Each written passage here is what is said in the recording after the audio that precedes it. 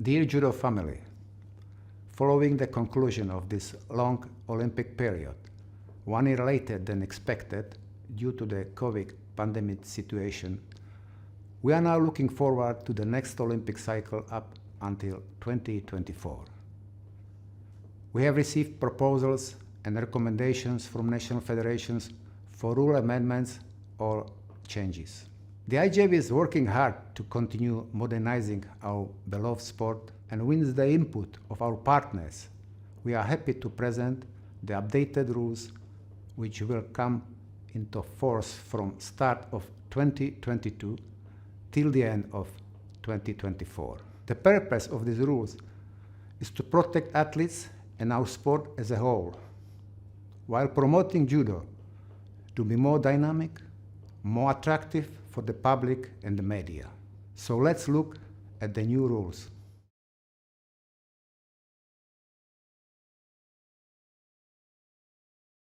Let's have a look at the changes in the IJF qualification system. For the Olympic Games 2024, the IJF will apply the same qualification system as the Tokyo cycle to allocate 372 places. Now, 17 athletes per category will qualify via direct quota. Across 14 categories, that equals 238. 100 athletes qualify via continental quota, 20 athletes qualify via universality places, formerly known as invitation places and wild cards. 14 athletes qualify via organizer or host nation quota, totaling 372. The Olympic qualification will begin on the 24th of June 2022 and it will finish on the 23rd of June 2024. For the World Championships for seniors, only athletes ranked from 1 to 100 on the Senior World Ranking List and athletes ranked from 1 to 16 on the Junior World Ranking List can take part. Equally ranked athletes can all participate.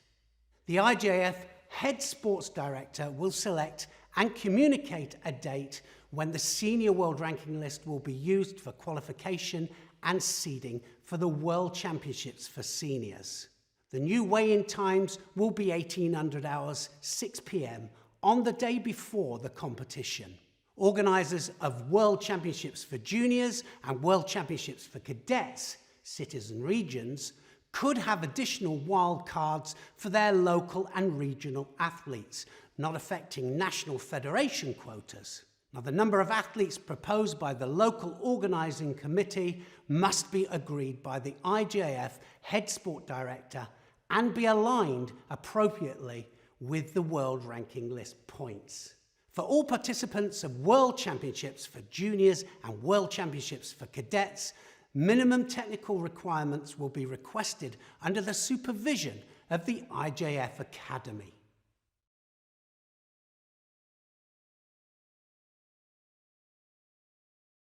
Let's talk about the new judogi control regulations for 2022.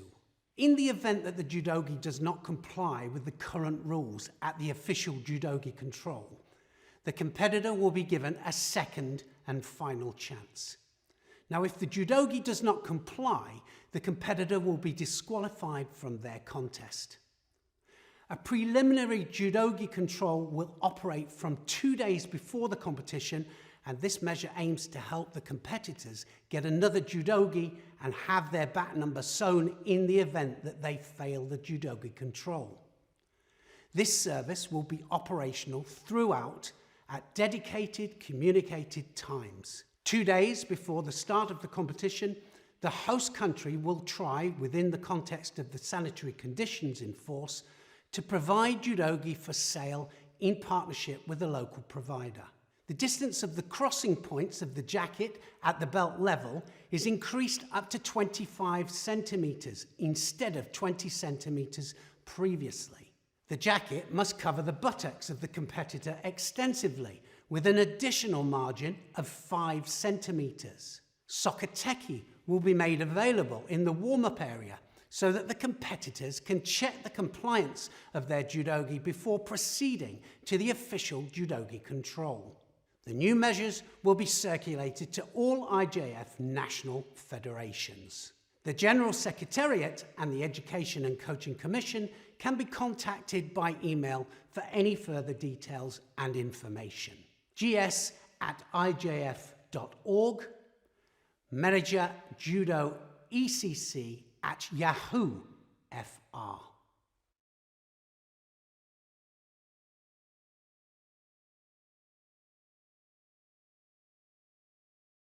Decision 1.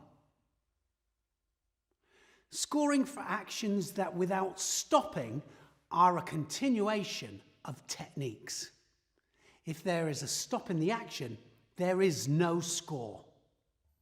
In this example, it's a continuation of the same movement that gets the score. From a different angle, the Seoinage drives and continues driving all the way through. Score. Once again, a continuous movement driving all the time off the back legs. Score. And again, driving off the back leg, no break in the movement, a good score with no break in the action. Here we see a clear stop in the action and then a second drive. No score. From a different angle, notice the stop, then the second action. No score. Clear stop in the action there with the Seoinage and a second action, so no score given. There's the stop in the action, and there is the second drive. No score. Once again, two different actions and no score given. Notice how the first one stops and then starts again. No score. Once again, a good example of stopping the action and then driving off the ground. There's the first action, and then the second action to take her opponent over, so no score. Decision 2. Wazzari criteria comprises landing on the whole side of the body at 90 degrees or more to the rear, or on one shoulder and upper back. A score will be given for a whole side of the body landing even when the elbow is out. Hip and shoulder position must be considered. Notice the 90-degree angle of the landing to score a Wazzari. He lands on his side at 90 degrees. This is a great example of Tori driving, and at this stage here, 90 degrees is reached and Wazzari scored. Different angle, there's the drive, and there is the score. This Sumigaeshi, as you can see, at this point here, perfect 90 degrees landing and gets the score. Here it is from another angle, and again, 90 degrees, landing and score. This time Koichigari, and just lands at the 90-degree angle to gain the score. At the moment of impact, 90-degree landing before she turns onto her front, and score. This landing beyond the 90 degrees, landing on the front, so no score. Whether the arm is out or in doesn't make any difference because it's more towards the front, which means no score. In this example, this point here, you can see that the opponent is more on their front and that the 90-degree angle hasn't been achieved. Here we see it from a different angle. The elbow is out and clearly on the front. No score. And for this example, you can see that the 90-degree angle is not quite achieved. It's more on the front, so no score given. Different angle, we can see it. Doesn't quite reach the criteria. No score. Decision 3. Wazzari criteria comprises landing on the whole side of the body at 90 degrees or more to the rear or on one shoulder and upper back. A score will be given for a whole side body landing even when the elbow is out. Once the shoulder and upper part of the back make contact, then a score will be given. In this competition example, the shoulder and upper back make contact with the mat, so it gets a clear score. Decision 4.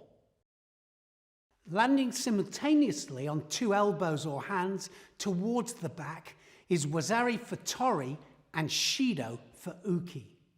When 2 elbows touch at the same time, it's Shido and a score. When both hands touch the floor at the same time, again, Shido and a score, Wazzari given. And of course, when 1 elbow and 1 hand touch the floor, once again, it's Wazzari given and a Shido. Competition example shows the landing, both hands together, and Wazzari given. Now it will be a Wazzari and a Shido. From a different angle, and again, both hands, Wazzari and Shido. The second example here, both hands land together, definite score, but now Shido as well. And for this final example, once again, 2 hands down, Wazzari and Shido given. Decision 5. No score for counter techniques where the initial attack is rolled to the back towards the counter-attacking or defending judoka. All of these following examples will now receive no score.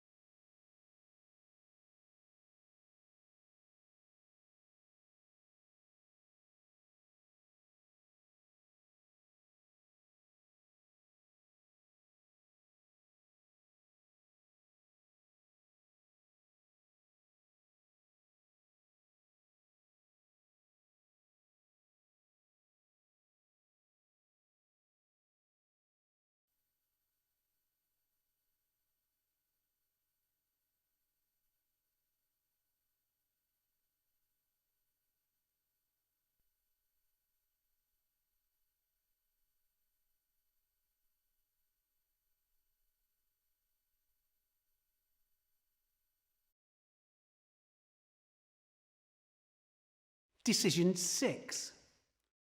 No score and Shido for reverse Seoinage. All of these following examples will now receive no score and a Shido.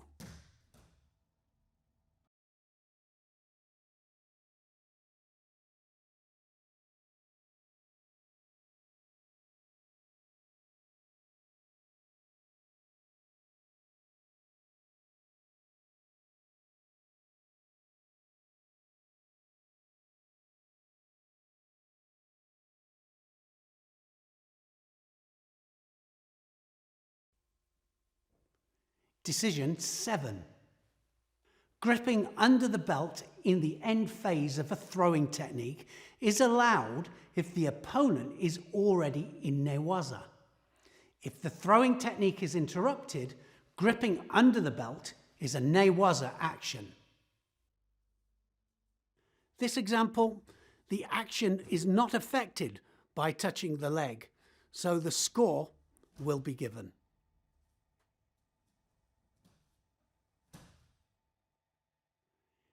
In this competition example, we can see that the action is continuous and that the hand only touches the leg in the end phase of the technique. So score will be given.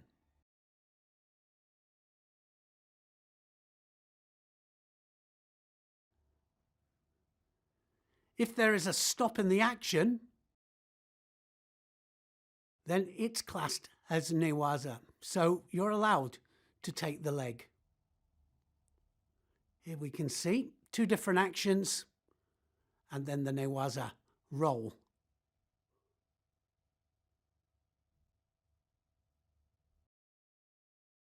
So in this competition example, we can see that there is a break in the action and so classed as newaza.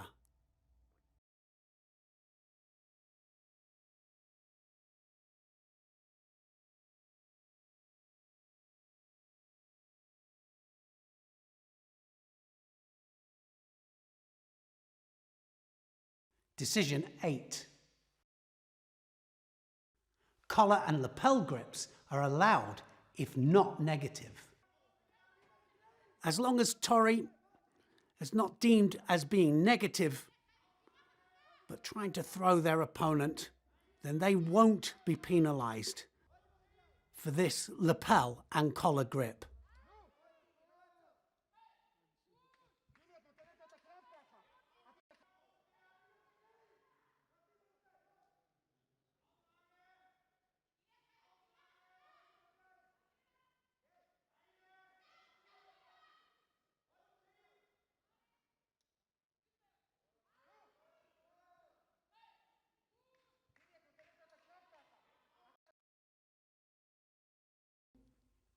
Decision 9.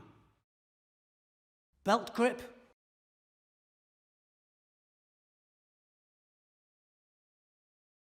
one side grip, cross grip,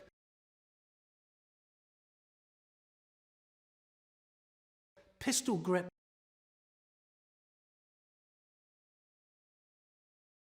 and pocket grip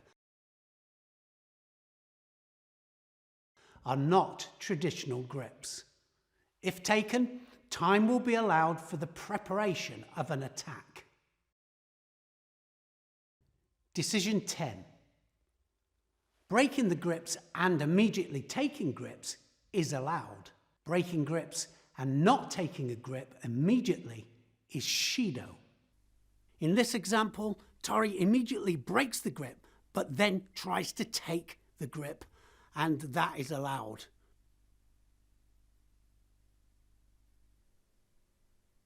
In these two examples, we can clearly see they're breaking grips and not trying to retake them. Therefore, shido will be given. Decision 11. Retying and arranging judogi and hair is allowed once per judoka per contest. Further occasions are penalised with shido.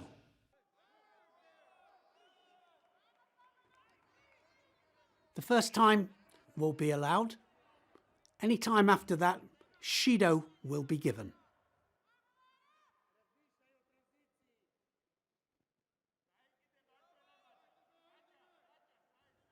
The first time will be allowed. Any time after that, shido will be given.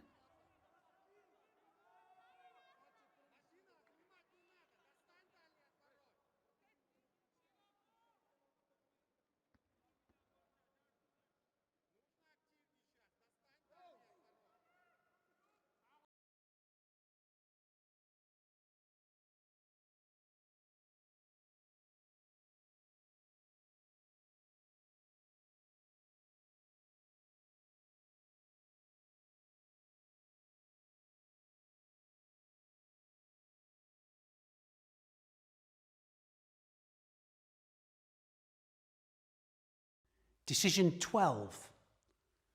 Techniques using head diving are dangerous and will be penalised with honsokumaki. This is a serious head dive deemed as very dangerous, and therefore Honsokamaki.